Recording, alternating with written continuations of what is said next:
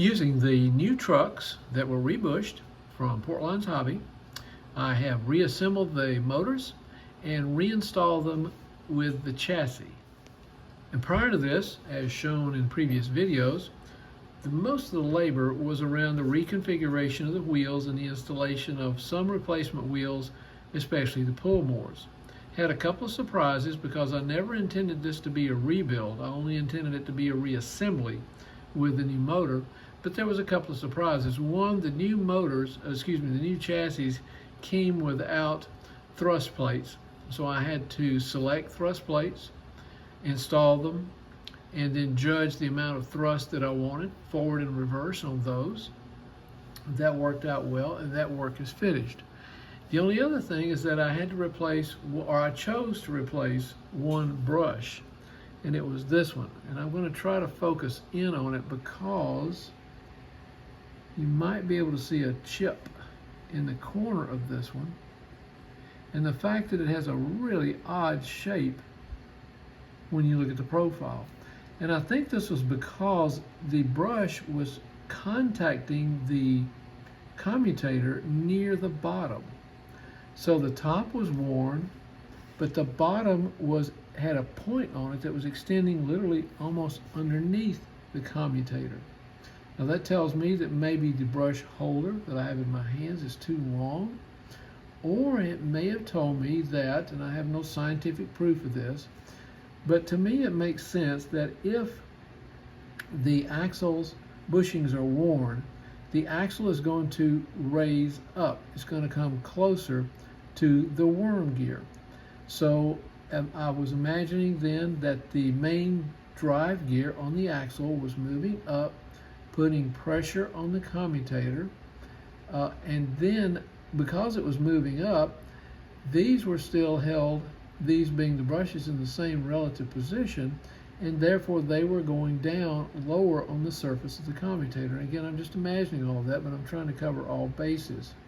So that's why I think that rebushing these chassis is really important from several perspectives, not the least of which is getting the right relationship between the main drive gear, the axle drive gear, and the worm gear.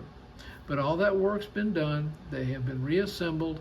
I gave them a cursory test just to make sure they were receiving power with no problems. And now I'm ready to put them on a track stand, perform a track stand test. A couple of things about the track stand test you're going to see, or you need to know before you see it, is that I have not lubricated. I have lubricated the axles, but I have not lubricated the axle gears, nor have I lubricated the worm gears. Everything else has been lubricated. That I will do last, so it could be a little bit noisier. And this is a very crude track stand. It's just a block of wood that fits between the wheels, supported by the chassis, so it can be pretty noisy, but at least it lets me know that the motor is functioning without shorting. So we'll give it a try.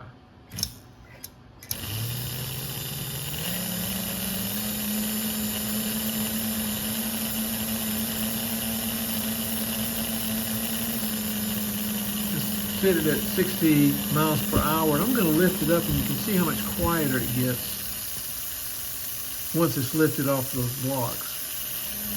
So they're acting as sounding boards, you might say, and I have noticed that it is possible for those gears to rub against that tape that holds those pieces of wood together. Now, one of the things I've noticed is that how much smoother the motors appear to run.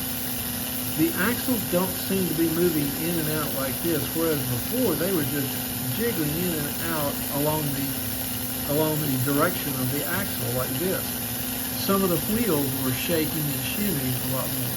So I have hope that rebushing has settled some of that down so that they're not seemingly bouncing. This is the one that has the new brush, and I've noticed that if you let it run a while, that brush seems to conform, the end of the brush seems to conform to the curvature of the commutator, and it runs better over time. So I'm probably going to leave it like this. That's very good slow speed. I guess I need to change direction. Reverse. and back to forward. So the only way I'm going to find out if its performance is actually improved is, one, put the A unit 470 back on the railhead and run it by itself, and then of course eventually operate the train with the additional BA dummy motors and then the 4 passenger coaches, and then get it up to a steady state speed at 60 miles an hour indicated on the 18B transformer, and see if I can still attain 70 miles per hour scaled speed.